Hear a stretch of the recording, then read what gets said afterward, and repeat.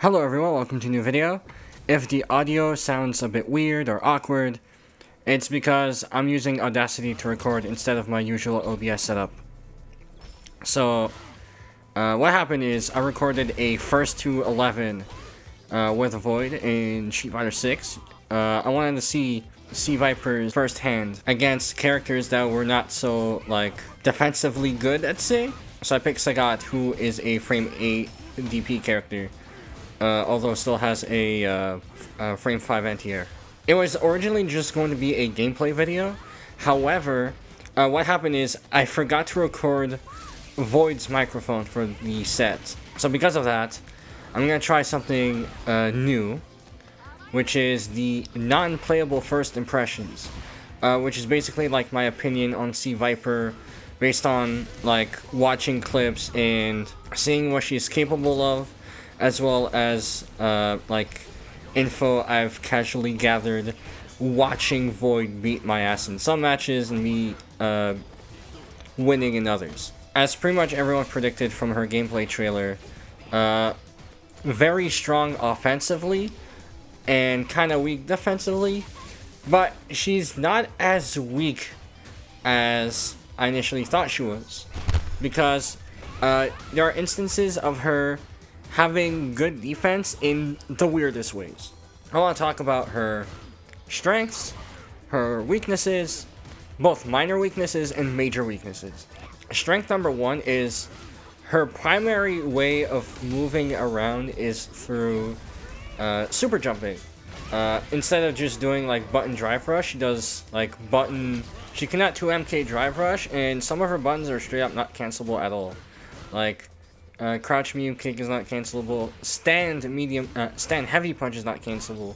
So instead, what she has to do is when performing moves, she'll have to super jump, and then during the super jump, pre-jump frames, input a special move. That is what C Viper will have to do a good chunk, and strength number 1 and 2, because they go hand in hand. While she doesn't have a great deal of cancelable buttons, every button in her kit except sweep cancels into super jump. And that means that with the cost of 1 bar, you can do a non-cancelable button, super jump, and then from the super jump input a special move, which is a very powerful tool. And number 2 is, like I said, super jump costs meter to do. Typically, when you perform a drive action, there is damage scaling accompanying it. So drive rush has a 15% penalty, perfect parry has a 50% penalty.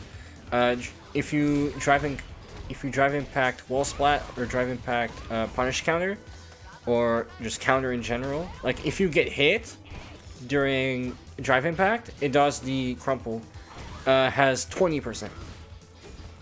C Viper, I haven't tested out before this video, I apologize, seemingly does not have a penalty at all when doing super jump anyway. Drive actions, if you do a super jump, not only does auto regenerate stop, but also regenerate from landing a button or a special move also stops momentarily. It's prevent you from doing too much drive shit, because a lot of the tools are powerful. C Viper does not have such a penalty from super jump. So you super jump, it costs a gauge, but then doing air burn kick replenishes it immediately. So it allows you to keep the combo going, allows you to maintain the drive gauge, to do other stuff later, to do more super jumps later. Not only drive penalty, but also damage penalty. There's seemingly no damage reduction when you do super jump stuff. So you can get full damage combos from a lot of unlikely punishes, even from non-cancelable buttons, simply by super jumping. This is made even more stronger by her level 1 super. When activated outside of burnout, it gives you unlimited jet boosts moves. So you can do infinite seismo block strings, so long as you have super timer. There's like Seismo, Seismo, Seismo, and then if they try to jump it, Seismo feint, and then you anti-air them with the Heavy Thunder Knuckle. And the Heavy Thunder Knuckle follow-up would also be infinite, because it's a Jet Boot command. And Jet Boot commands do not spend drive gauge when you have the install. Install's very good. Jet Boots not having some of the drive action penalties that you see with like universal drive actions can make Sea Viper very powerful. Like, her offense really good. Good damage. Not only that, but also she doesn't have strike throw defense. Like, she doesn't have all-arounder strike throw defense. Universal will be frame 6, a frame 6 EX move, a frame 6 super, or frame 5 super. Luke has a frame 5 level 2, Akuma has a frame 5 level 3. Sea Viper does not have any of that. She has only a frame 7 super, but using it allows you to activate the powerful install, like I said. But while she doesn't have like the all-arounder defense, some of her offensive tools straight up beats like universal actions. If there's a drive impact, you can just button and then super jump cancel out of the way, and then land a jumping punish. Trying to drive impact certain sequences, Sea Viper can get out of the way of a drive impact and even a drive reversal after super jump air burn kick. I've had it happen to me where like I read the sequence, but I didn't know the air burn kick would just jump over it, and I eat a fat punish because of that. And also, because she has focus force, which is like bootleg focus attack, it means she is not completely defenseless in burnout. There will be some scenarios where Sea Viper is able to stop a drive impact from happening by using focus force to absorb the drive impact, and then, depending on timing, land the fully charged version of focus force, get the knockdown crumple as opposed to the restand crumple that drive impact typically has, and get a Seismo combo from it. Strong, like, situational, like, weird defense, strong offense, and also very good movement too. There are times where like Sea Viper is all over the screen and I try to anti-air her stuff and I just can't. She's jumping all over the place, she's crossing me up, sometimes she's doing light air burn kick to stall her movement completely in order to bait a tiger uppercut, and I completely die because of it. Some defensive mechanics being circumstantially being denied, alongside good damage, alongside strong movement, makes it very difficult to stop her, even with characters with a DP. Because depending on how the DP is built, it becomes very difficult to stop her. Like, when she has momentum going, you will have to guess what type of option she's going, and not just like stop it, but like stop it with the correct defensive option or die, because you picked the correct option but also you didn't perform that option the precise way, so now you eat like 35% from a jump in. So that's it for her strengths. Very strong offense, as expected. Now for weaknesses. Now I'm gonna split the weaknesses section in two: minor weaknesses, minor negligible, and major weaknesses. The reason why is because some characters can do stuff just as effectively as another character, but it's like 2% less effective. The hitbox and hurtboxes are just there, or maybe the startup is a little too slow, or maybe there's an execution barrier behind doing the thing the exact same way. An example is Sagat's ability to anti-air. He has a potent Z anti-air, exactly like Ryu and the other all-arounders, but what he doesn't have is like, you cannot like Z anti-air quickly. The all-arounder characters can just hold down and press heavy punch and an anti-air comes out. The easy anti-air is not something Sagat has. So you see someone jumping, you have to recognize it instantly, and then input forward down forward punch, and then anti-air. If you don't have that type of reaction to like see something immediately and then press Z, then anti-air against Sagat in general is going to be very difficult. So Sea Viper's minor weaknesses would be no drive tools against strike throw, aka no DP. Her only defense is frame 7 level 1. And frame 7 level 1 has to hit if you want that installed. At the start of each round, you start with max drive gauge, we don't start with super meter. So you are at a little bit of a disadvantage when it comes to defense. Alongside that, resource not being available all the time. And another minor weakness is no 2MK drive rush, no super brain dead easy way to apply pressure. She doesn't need it because she has all the jet boot stuff, which is not a problem at all. Now for her major weaknesses. Her biggest weakness, and while she's very strong, is the reason she's gonna be non-existent in high top level play without a balance patch, would be execution. Every character in the game has a balance. It's like the difficulty of wanting to do the thing and the effectiveness.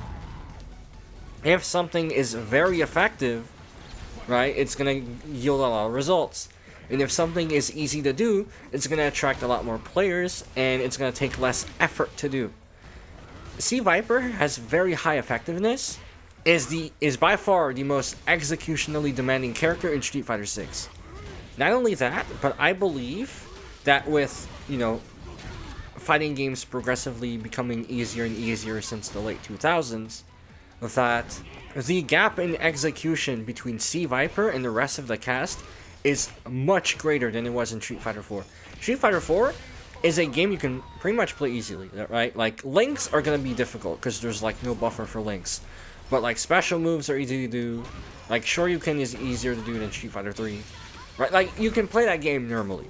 Outside of like other executionally demanding characters like El Furtier, for example. Right? And maybe stuff you have to factor like Kara's. Like can Kara flip throw. But Sea Viper is very difficult in that game. And she is still very difficult, even although potentially maybe less difficult here than she was in Street Fighter 4.